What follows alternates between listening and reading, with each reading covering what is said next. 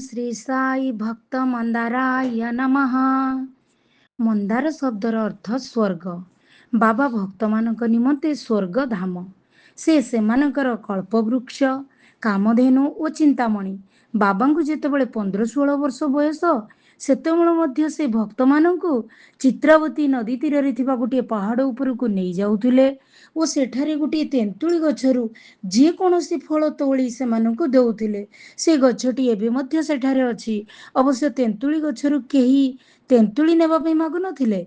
तेणु से निजे जेउ प्रकृति नियम बांधिचंती बाबांकु सेही नियम को मध्य बेले बेले भांगी तेंतुली गछरे आंब, एप्पल, पिजुली और कदली फळाइबाकू पड़ुथुला। से गछकू एबे कल्पवृक्ष बोली कुहा जाउछि। मात्र प्रकृतरे ताहा थिला संकल्प वृक्ष, जो वृक्ष बाबांक संकल्प पूरण करुथुला। तांको चरणारविंदरे शरणनीय। सेई चरणारविंद चारि पाखरे अछि ए धरापृष्ठर नूतन स्वर्ग। प्रकृतरे बाबा गोटिए कल्पवृक्ष, बरं कल्पवृक्ष अपेक्षा आहुरी महीयान। गछ परी गोटिए स्थान रे स्थिर होई न बसी बाबा भक्त मानक मध्यरे चारिआडे बुलुछंती। मागिबा आगरु आम पई जहा मंगलकर ताहा से देई दउछंती। बाबांकु हमर मागिबा दरकार नाही किंबा आम अज्ञतारु अत्यधिक उन्मादनारे आमे हमर क्षतिकारक किछि मागी पकाइलु बोली मध्य अनुताप करिबा दरकार नाही। बाबा कहंती से हमर अतीत ओ भविष्यत सबु किछि जानिथिबारु तांको हातरे आमे निजको पूरापूरी छाड़ी देबा उचित। आमर कौनसी नूतन उद्यम संबंधरे बाबांको पचारिले बाबा ताहा छाड़ी देबाकू आमको कहि पारंती।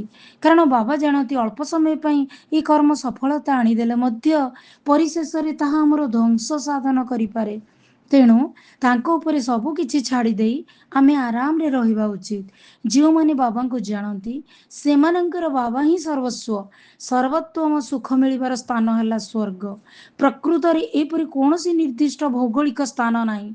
यहाँ निजर स्वभाव आमे स्वर्ग रे अछु, मात्र अन्य स्थान रे अछु ओ बड़ दुख रे अछु बोली आमे निजको प्रतारणा करि चालिछु। बाबा ही आमर सत्स्वरूप ओ से ही आमर स्वर्ग सुख। से थाउ थाउ आमे किछि हेबु किपरि। बाबा हमको सांत्वना ओ प्रतिश्रुति देई कहंती अंदरी लोक साई उन्नारु, अर्थात सबु जीव मानक मध्यरे साई विद्यमान। तेणु से समस्तक भितरे मंदार बा स्वर्ग। जदि आमे हमर अभिनय छाड़ी बोली होइथिबा रंग देह मनरु पछि अभिनय पोशाक परिहार करिबा तेबे साई स्वरूप झलसी उठिबो। बाबा अवश्य सर्वमंदार अर्थात सर्वांतर्गत स्वर्ग। तथापि भक्त माने ही तांको बेसी आस्वाद करि पारंती ओ जानि पारंती।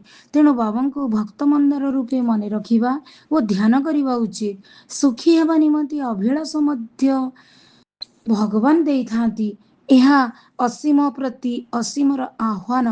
आम्भ मानक मध्यरे थिबा ईश्वर चेतना अन्य मानक मध्यरे थिबा ईश्वर चेतना सह मिसी जिबाकु चाहे।